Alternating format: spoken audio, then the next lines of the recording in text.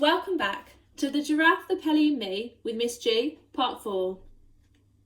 So we just left and the Duke had insulted the Giraffe by saying that he couldn't reach those top floors. Well, let's see if he did it. Your Grace, the Giraffe said, giving the Duke a small superior smile. There are no windows in the world I cannot reach with this magical neck of mine.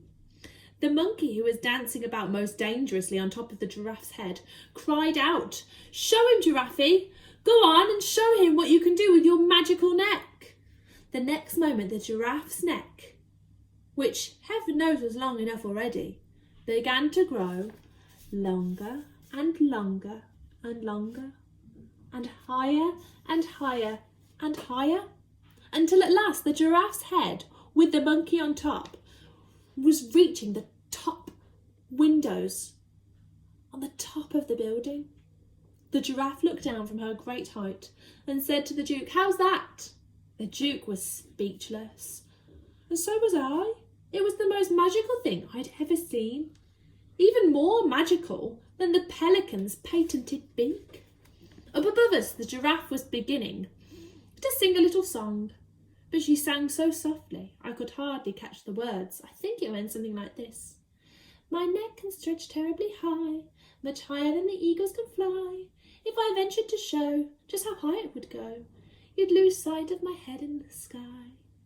The pelican, with his huge beak full of water, flew up and perched on one of the top floor windowsills. There they are. The pelican's there on the windowsill.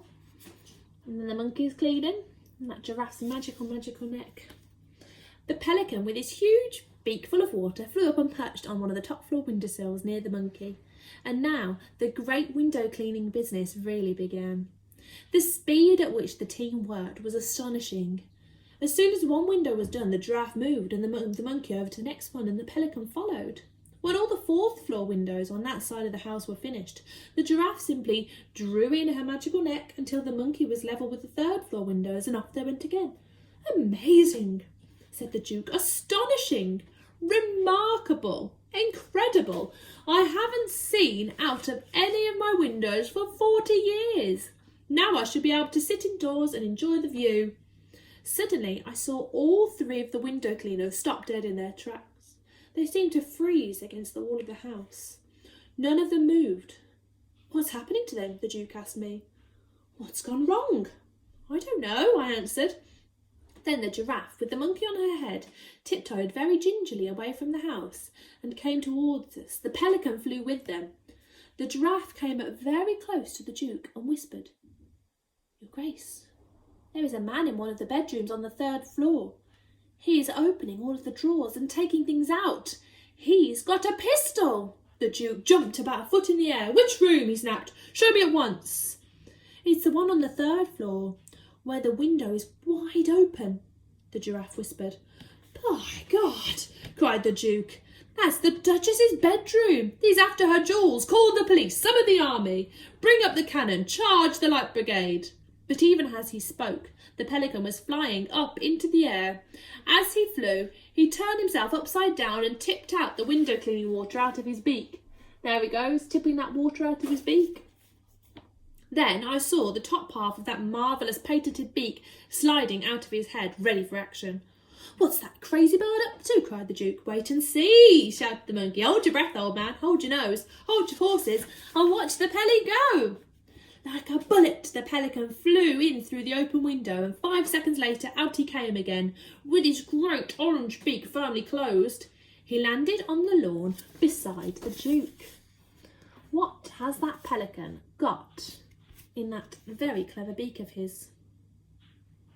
A tremendous banging noise was coming from inside the pelican's beak.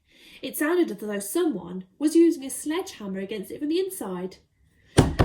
He's got him, cried the monkey. Pelly's got the burglar in his beak. Well done, sir, shouted the Duke, hopping about with excitement.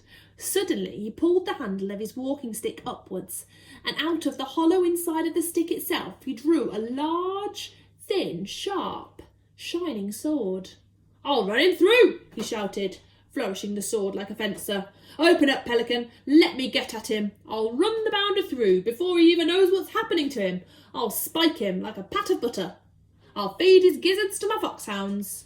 But the pelican did not open his beak. He kept it firmly closed and shook his head at the Duke. The giraffe shouted, "The burglar is armed with a pistol, your grace. If Pelly lets him out now, he'll shoot us all." "He can be armed with a machine gun for all I care," bellowed the Duke, his massive moustache bristling like brushwood. "I'll handle the blighter. Open up, sir, open up." What do you think's going to happen next? You'll have to come back and see in the next part.